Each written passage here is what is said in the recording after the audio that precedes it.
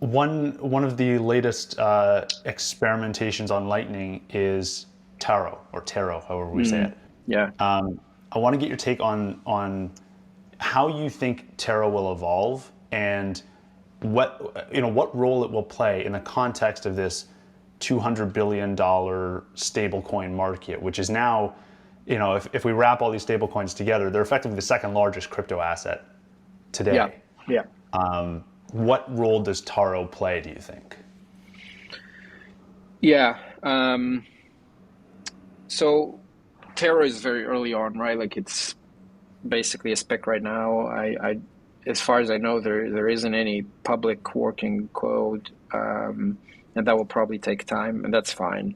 Um, but I think that, first of all, interestingly, there seems to be a lot of misconceptions about what it even is, and um, Taro at the most simple level, it's in addition to the Bitcoin base layer, really.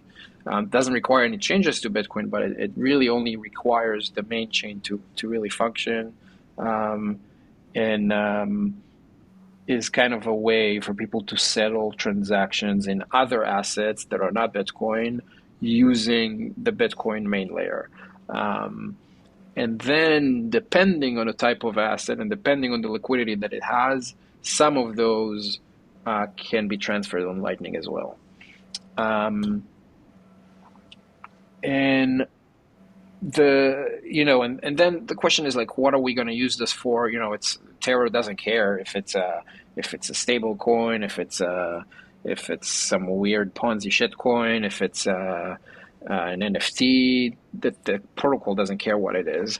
Um, Lightning cannot transfer NFTs, but on the main layer, it can be whatever it wants to be. Um, so, but I think that the main use case that has been presented as an example for why we would want Taro is stablecoins. Um, and yeah, as you say, stablecoins grew like unimaginably in the last couple of years, but also in the last 5 6 years, definitely more than I think most people expected. I used to think that stablecoins are a very odd idea. I was like, well, why? Like it's still centralized, so why are we using a blockchain for them? They used to use Bitcoin for settlement in the past. Tether was originally issued on a protocol called Omni that was using Bitcoin. Um, and I believe the team is like as we speak, they're working on a way to transfer stable coins on Omni with Lightning, Yes. which is a separate effort to Taro. Um, and me myself back in 2016, I was working on another standard that was called well, standard. No one was using it, but we hoped it would become a standard for transferring colored coins on top of Lightning, with the same idea of doing that for stable coins. And in the process of researching how this was going to work, um, we eventually gave up that idea, and we even though we had a working implementation back in 2016 on testnet, so we kind of gave up on that idea because we didn't think that Lightning necessarily has benefits over using stablecoins on other platforms.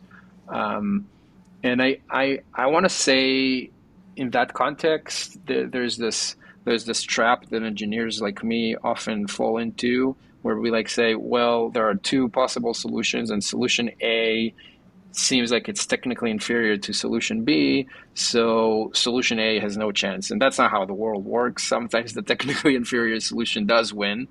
Um, so I'm not saying here, oh, stablecoins and Lightning cannot work. Maybe they will. Maybe they will be very big. But I think that,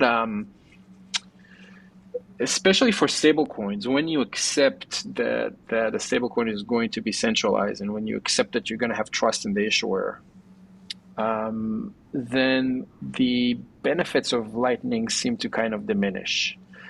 I think a lot of people have made a very good points on how using stablecoins on Lightning would benefit Lightning and would benefit Bitcoin.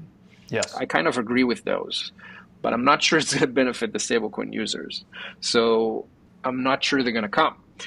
And again, we'll see. I'm known to be a very skeptical person, but the reason that I'm a bit skeptical of that is, we have very easy ways to use stablecoins today on other platforms. I'm not even talking about Ethereum, but if you look at something like Tron, I always bring it up, and people always think I'm joking, but Tron is the number one infrastructure for transferring USDT today. So both in transaction volume and both in just transaction count. So there are more transactions and with bigger volume too. People use it all the time. It's super fast. It's super cheap. Like we're talking, sub-cent Yep. transaction fees.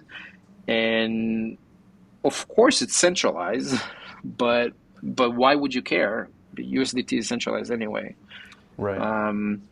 The main concern that people often bring up is that, well, what happens if Tron is forced to shut down or whatever?